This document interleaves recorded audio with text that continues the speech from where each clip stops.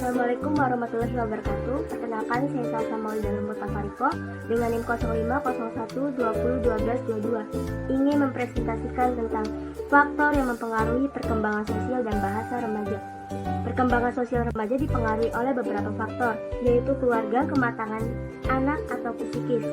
Pertama, keluarga. Ini berpengaruh di poin pertama, karena lingkungan yang memberikan perkembangan anak dalam berbagai aspek dari tata cara kehidupan keluarga, lingkungan yang kondusif, dan norma-norma keluarga. 2. Kematangan anak atau psikis, yaitu bersosialisasi untuk mempertimbangkan proses sosial, memberikan dan menerima pendapat, itu sangat membutuhkan intelektual dan emosional. 3. Pendidikan merupakan proses sosialisasi anak yang terarah. Hakikat pendidikan itu sebagai proses pengoperasian ilmu yang normatif yang akan memberikan warna untuk anak di dalam masyarakat dan kehidupan di masa yang akan datang. Assalamualaikum warahmatullahi wabarakatuh. Saya Randy Gunawan, mahasiswa PGSD semester 2. Di sini saya akan menjelaskan tentang karakteristik perkembangan sosial dan bahasa remaja. Pada masa remaja, anak-anak mulai memperhatikan dan mengenal berbagai norma pergaulan. Pergaulan sesama teman lawan jenis dirasakan sangat penting, tetapi cukup sulit karena di samping harus memperhatikan norma pergaulan sesama, remaja juga terselip pemikiran adanya kebutuhan masa depan untuk memilih teman hidup. Kehidupan sosial remaja ditandai dengan menonjolnya fungsi intelektual dan emosional. Remaja sering mengalami sikap hubungan sosial yang tertutup sehubungan dengan masalah yang dialaminya. Menurut Erik Erikson, bahwa pada masa remaja terjadi masa krisis atau masa pencarian jati diri. Dia berpendapat bahwa penemuan jati diri seseorang didorong oleh sosial kultural, sedangkan menurut Freud, kehidupan sosial remaja didorong oleh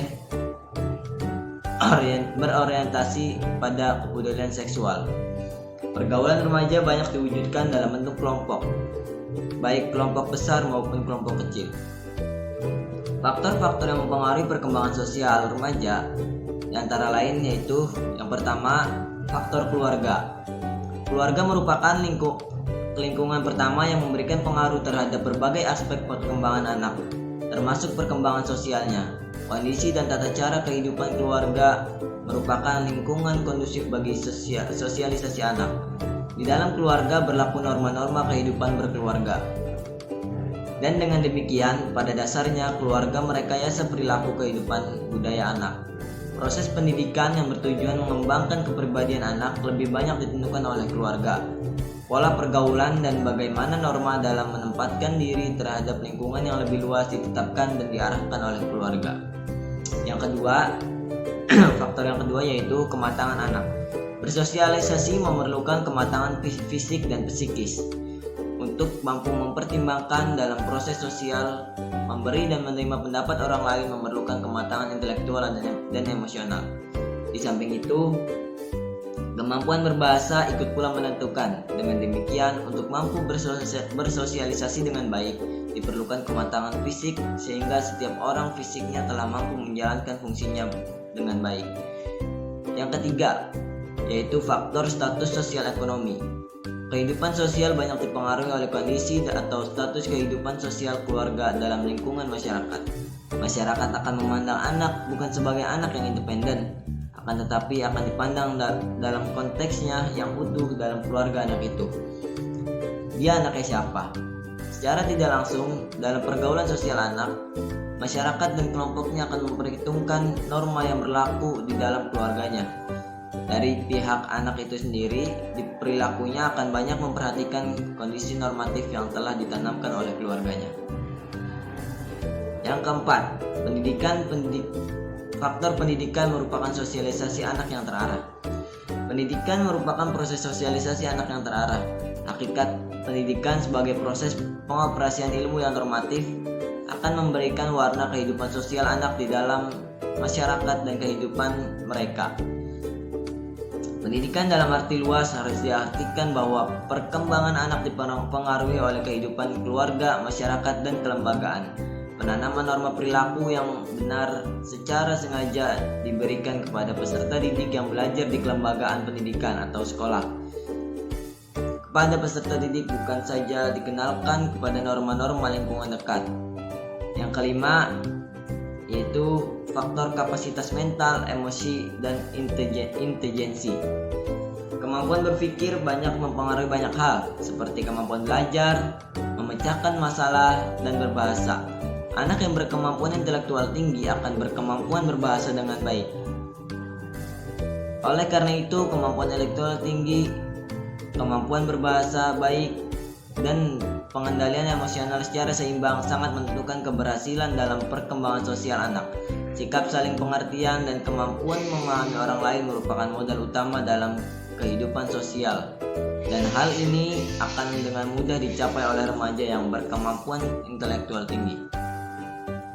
Selanjutnya yaitu adalah perkembangan bahasa. Perkembangan bahasa terkait dengan perkembangan kognitif, yang berarti faktor intelek atau kognisi sangat berpengaruh terhadap perkembangan kemampuan berbahasa. Bayi yang tingkat intelektualnya belum berkembang dan masih sangat sederhana, bahasa yang digunakannya juga sangat sederhana. Perkembangan bahasa dipengaruhi oleh lingkungan, karena bahasa pada dasarnya merupakan hasil belajar dari lingkungan. Anak atau bayi belajar bahasa seperti halnya belajar hal yang lain. Meniru dan mengulang hasil yang telah didapatkan merupakan cara belajar bahasa awal. Faktor-faktor yang mempengaruhi bahasa. Yang pertama yaitu usia. Manusia bertambah usia akan semakin matang pertumbuhan fisiknya, bertambahnya pengalaman, dan meningkatkan kebutuhan. Bahasa seseorang akan berkembang sejalan dengan pertambahan pengalaman dan kebutuhannya. Yang kedua yaitu faktor kondisi lingkungan. Lingkungan tempat anak tumbuh akan berkembang memberi andil untuk cukup besar dalam berbahasa. Perkembangan bahasa di lingkungan perkotaan akan berbeda dengan lingkungan pedesaan. Begitu pula perkembangan bahasa di daerah pantai, pegunungan, dan daerah-daerah terpencil menunjukkan perbedaan. Yang selanjutnya yaitu faktor kecerdasan anak. Untuk meniru bunyi dan suara, gerakan,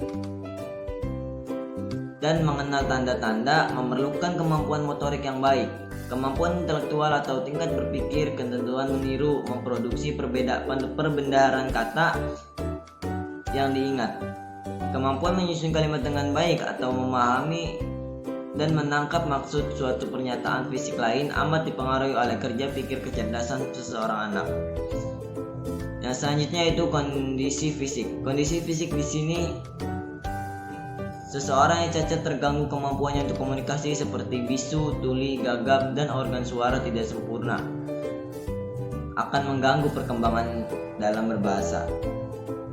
Mungkin sekian saja dari saya presentasinya. Wassalamualaikum warahmatullahi wabarakatuh. Assalamualaikum warahmatullahi wabarakatuh. Perkenalkan, nama saya Firda Ismi Aulia. Saya dari Prodi PGSD semester 2. Sebelumnya saya ingin mengucapkan terima kasih kepada dosen pengampu, yaitu Bapak Diki Surahman SPDI MPDI, yang telah memberikan kesempatan kepada saya untuk menjelaskan materi tentang faktor yang mempengaruhi perkembangan sosial remaja. Faktor yang mempengaruhi perkembangan sosial remaja. Perkembangan sosial remaja dipengaruhi oleh beberapa faktor seperti kondisi keluarga, kematangan anak, dan sebagainya. Bahasa yang memegang peranan penting dalam kehidupan bermasyarakat.